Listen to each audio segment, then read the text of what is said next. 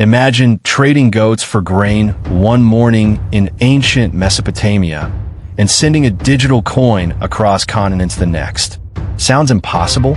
Yet money has shaped human history for millennia. In fact, historians note that money has been part of human history for at least the past 5,000 years. Over these ages, money has taken astonishing forms, from cattle and shells to gold coins, paper notes, plastic cards, and now crypto. In this video, we'll explore that epic journey from barter to Bitcoin, uncovering the stories and power behind what we call money. Money, in its simplest sense, is any object, even digital, generally accepted by a large group of people as payment for goods and services. It evolved because barter, trading one good for another, has limits. To solve this, societies kept turning to universally valued items. Each stage in money's story improved on the last. More portable, more trustable, more convenient. This video will trace that evolution step by step, from ancient barter to gold, coinage to banking, paper money and central banks, the digital age of cards and online payments, and finally the crypto revolution of Bitcoin. Along the way, we'll hear real voices of history and see how each leap changed the world. Long before coins or bills, people bartered. But barter is awkward. You need a double coincidence of wants. As economist William Stanley Jevons put it, barter requires two individuals to simultaneously desire each other's possessions, a rare alignment. For example, if a potter wants wheat and a farmer wants pots, both must want exactly what the other has. Often they didn't, so trade stalled. To overcome this, societies adopted commodity money, things everyone valued. In many cultures that meant livestock, grains, or salted fish, items useful on their own. These items became rudimentary money because they could be exchanged more flexibly than bartered goods. Gradually, precious metals took over as ideal money. Gold and silver were scarce, durable, and could be molded into standard weights. Around 550 BCE, King Croesus of Lydia, in modern Turkey, struck the first standardized gold coins. These coins were stamped with marks to guarantee weight and purity. They spread quickly because a shiny gold stater or dram was far easier to use than hauling sacks of grain. Gold's value and trust circulated across kingdoms, from the Mediterranean to Asia. As legendary banker J.P. Morgan later noted, "Gold is money. Everything else is credit." This famous quote captures how, for centuries, people trusted gold or silver as real money, while other forms were promises or credit. With coins established, the world saw a boom in coinage and early banking. In China, archaeologists recently found a minting site where spade-shaped bronze coins were made around 640 BCE. Ancient Rome also minted standardized coins, the silver denarius from about 211 BCE, and gold aureus enabled empire-wide commerce. Coins let faraway traders use a trusted medium without dealing in unpredictable barter.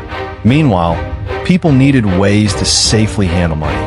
In the Roman Empire, banking became more organized.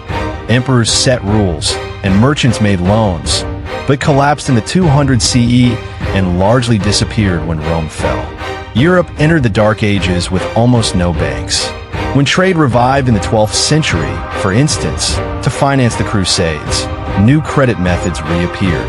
Italian merchants pioneered merchant banking. They advanced funds and exchanged bills of trade instead of bullion. Knights Templar and other medieval institutions would accept deposits and issue promissory notes.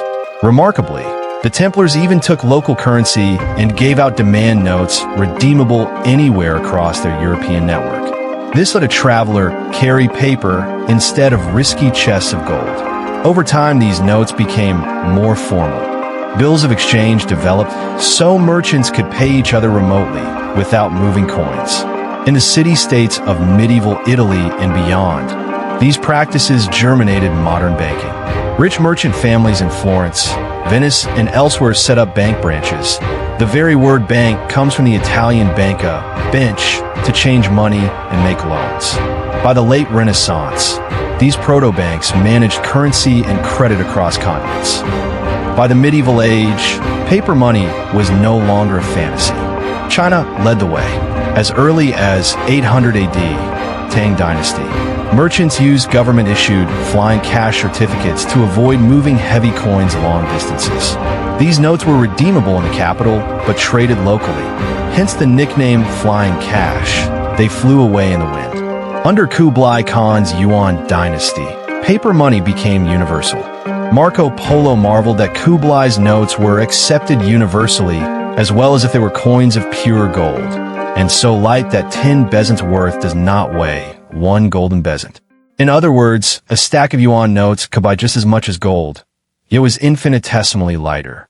Europe also adopted paper currency starting in the 1600s. In 1668, the Swedish Riksbank, the world's first central bank, issued Europe's first banknotes, and England's Bank of England followed in 1694. These notes were promises to pay coin on demand. The United States even founded its Federal Reserve in 1913 after repeated panics. President Woodrow Wilson signed the Federal Reserve Act to create a central bank for the country. Over time, most money became fiat currency. Its value came by law, not by metal backing. As economists explain, modern fiat money derives its value from general acceptance and has two key traits. First, it is inconvertible. You cannot exchange it for gold or silver anymore. Second, it has intrinsic uselessness. The paper or digital number itself has no other use, unlike gold or salt. For example, since 1971, the US dollar floats freely with no gold reserve promise. Nixon famously closed the gold window. So dollars today are backed by the full faith in government and the economy. The late 20th century ushered in the digital money age. Plastic replaced paper and metal for many transactions.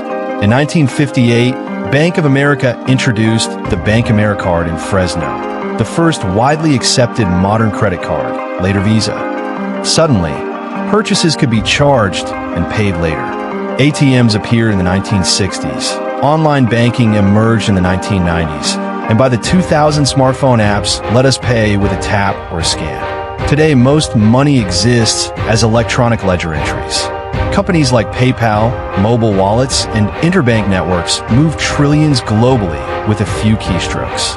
Behind the scenes, all this relies on secure digital networks. Credit cards, debit cards, and online transfers turn money into bits. This has made commerce faster and more global than ever. We live in an era where you can send funds to friends halfway around the world instantly without touching cash.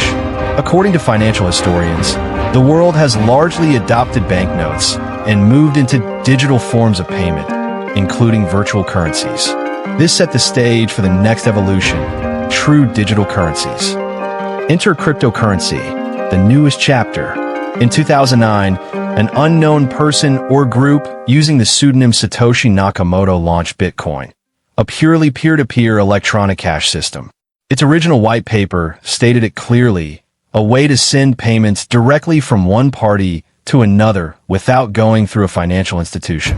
Bitcoin solved the double spending problem with blockchain technology, creating a digital ledger shared by all nodes. Notably, the very first Bitcoin block carried a headline, "The Times 03/Jan/2009 Chancellor on brink of second bailout for banks."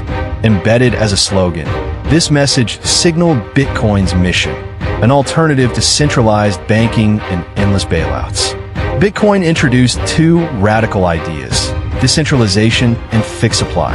No government or bank controls it, the code does. Only 21 million Bitcoins will ever exist, making it scarce like gold. Enthusiasts tout it as digital gold or a hedge against inflation. It quickly won a passionate following. Tech leaders even praised it. Bill Gates said Bitcoin is exciting because it shows how cheap money transfers can be, since you don't need to be in the same place and large transactions become easier. In short, the Bitcoin technology is key, in Gates's words. Of course, crypto is controversial. Critics point to volatility. A Bitcoin can jump or crash in weeks, and its use in illicit markets. Regulators worry about consumer protection and financial stability. But beyond Bitcoin, thousands of other cryptocurrencies have emerged, as well as the idea of stablecoins and even central bank digital currencies, CBDCs. For now, crypto has sparked a global debate on what money can be. It challenges the idea that only governments can issue currency. As our history has shown, every monetary innovation shifts power and trade in profound ways.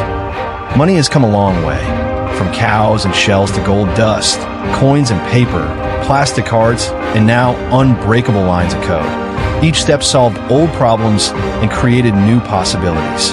At its core, money is really about trust in technology. Trusting that what you hold or see on a screen will be accepted by others tomorrow. History teaches us that no form of money is permanent. Each era's money reflected its society and sometimes changed it. What does this mean for us today? It reminds young people to stay curious and adaptable. The innovations of tomorrow might be unimaginable now. As we've seen, big changes often start small. Bitcoin itself was a niche experiment. Today, it has reshaped global finance discussions. Perhaps you won't carry a wallet of coins or bills 50 years from now. Maybe your money will be a digital token on a quantum network. The key lesson: money will continue to evolve as we evolve. Learning its history gives you perspective and power. Throughout this journey, we've relied on experts and primary sources. For example, economists at the Federal Reserve explain how money replaced barter, and accounts from Marco Polo illustrate medieval paper currency. Even news headlines like The Times made it into Bitcoin's very code. Each citation reminds us that the story of money isn't just legend, it's documented history. And it's a story that keeps unfolding, with all of us writing its next chapter.